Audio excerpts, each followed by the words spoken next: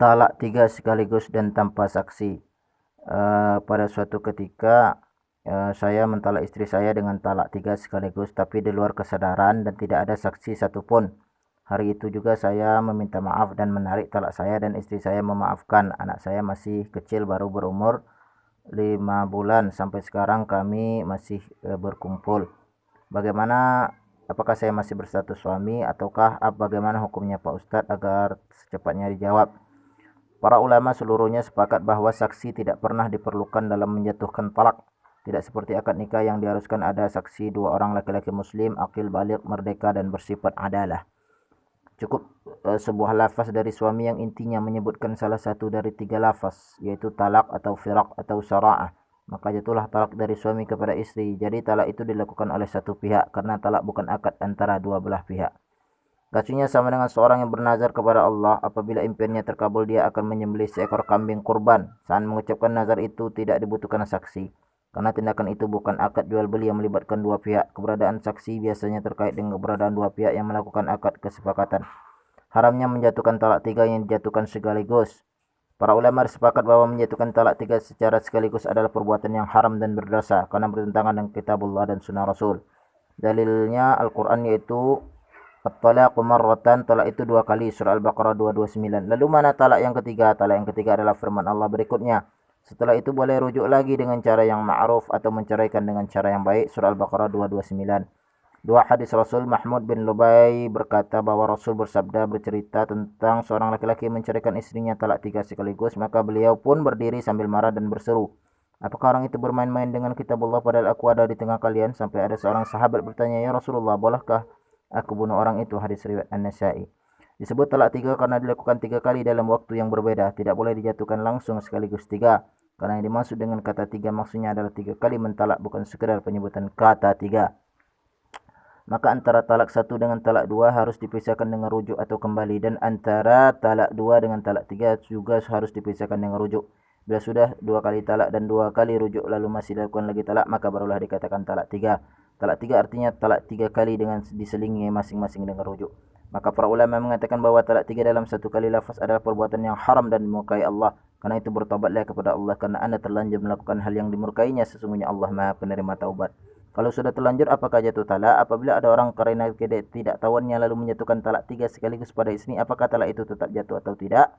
Kalau jatuh, apakah jatuhnya talak 1 saja atau tahap jatuh sebagai talak 3?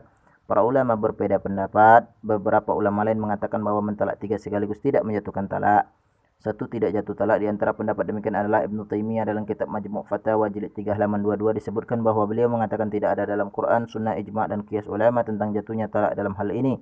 Maka pernikahannya tetap eksis dengan yakin istrinya tetap haram dinikahi orang lain, karena talak 3 sekaligus dianggap sebagai talak bid'ah, dan bagi kalangan ini talak bid'ah malah sama sekali tidak menyatukan talak. Jadi talak model begini sama sekali bukan talak, jadi tidak perlu rujuk atau apapun. Istri yang ditalak dengan cara begini tetap masih istri, tidak ada yang berubah dari perkawinan. 2 jatuh talak. Sedangkan jumhur ulama meski mengharamkan talak 3 sekaligus, namun seandainya dilakukan juga maka tetap jatuh talak, tapi mereka berbeda pendapat apakah jatuh talak 3 atau jatuh talak 1. 1 jatuh talak 3. Sebagian dari ulama mengatakan jatuh talak 3 karena beberapa dalil berikut ini. Dari Sahal bin Sa'ad berkata bahwa ketika orang dari Bani Ajlan meli'an istrinya, dia berkata, ya Rasulullah, aku menzaliminya, kalau aku tetap menahannya dia, aku talak dan aku talak. Hadis riwayat Ahmad. Dalil ini jadikan dalil penguat dari jatuhnya talak 3 dengan satu lafaz, di mana kejadian itu terjadi di hadapan Rasul. Mereka yang berpendapat ini menggambarkan bahwa talak itu ibarat seorang menjatuh 3 buah pensil sekaligus, maka ketiganya akan jatuh secara bersamaan. 2 jatuh talak 1 bukan 3. Pendapat lain mengatakan seandainya ada orang menceraikan istrinya dengan lafaz talak 3 sekaligus dalam satu majlis, maka meski lafaz talaknya menyebutkan 3, tapi yang jatuh adalah talak 1 bukan 3. Dalilnya adalah beberapa riwayat berikut ini. Dari Ikrimah dari Ibnu Abbas radhiyallahu anhuma berkata, Rukanah telah menceraikan istrinya talak 3 dalam satu majlis, tapi kemudian dia bersedih menyesalinya. Rasul bertanya kepadanya, bagaimana kamu menceraikannya? Dia saya talak 3, jawabnya, dalam satu majlis. Tanya Rasul, ya, jawab Rukanah. Rasul bersabda, sungguhnya talak itu hanya talak 1. Rujuklah kalau kamu mau. Maka Rukanah pun merujuk istrinya. Di riwayat Ahmad dan Abu Daud. Jelas dan tegas dari kita baca ini bahwa Rasulullah tidak menganggap talak 3 sekalipun sebagai talak 3, tetapi dianggap sebagai talak 1 saja. Dan buktinya Rukanah dipersilakan untuk merujuk istrinya kembali seandainya jatuh talak 3, maka tidak mungkin beliau memintanya merujuk istrinya. Lalu mengapa ada pendapat yang mengatakan talak 3 bila jatuhkan dalam satu majlis bisa jatuh talak? Begini ceritanya.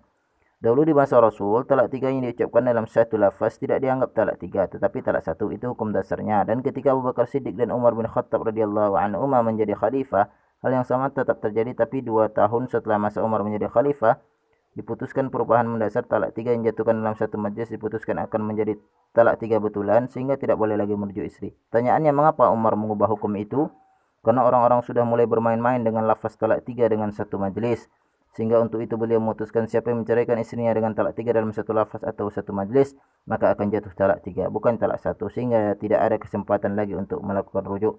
Keterangan ini bisa kita dapat dalam hadis yang diriwayatkan oleh Imam Muslim dari Jarul Ibnu Abbas. Jadi kalau kita mau kembalikan kepada hukum asalnya, sesungguhnya talak itu tetap jatuh 1, bukan jatuh 3, karena ada dalil yang sangat kuat tentang hal ini, dan bahwa talak itu jatuh 3 adalah sekadar ijtihad Umar dalam mengantisipasi keadaan tertentu di masanya. Kesimpulan, kalau melihat kasus Anda, maka yang membuat Anda masih terikat dengan istri Anda bukan karena saat menceraikan tidak ada saksi. Yang masih menjadi ikatan adalah karena Anda masih punya 2 talak lainnya, karena yang jatuh baru tak 1 talak saja. Segera rujuk istri Anda sekarang juga, cukup diniatkan dalam hati tanpa harus dengan lafaz atau saksi. Bahkan para ulama mengatakan bahwa merujuk istri cukup dengan masuk kamarnya. Syaratnya jarak waktu antara Anda menyatukan talak dengan rujuk belum sampai 3 kali istri Anda suci dari haid. Kalau sudah lewat 3 kali suci dari haid, terpaksa Anda harus menikah ulang dengan mahar baru, wali, saksi, dan ijab kabul.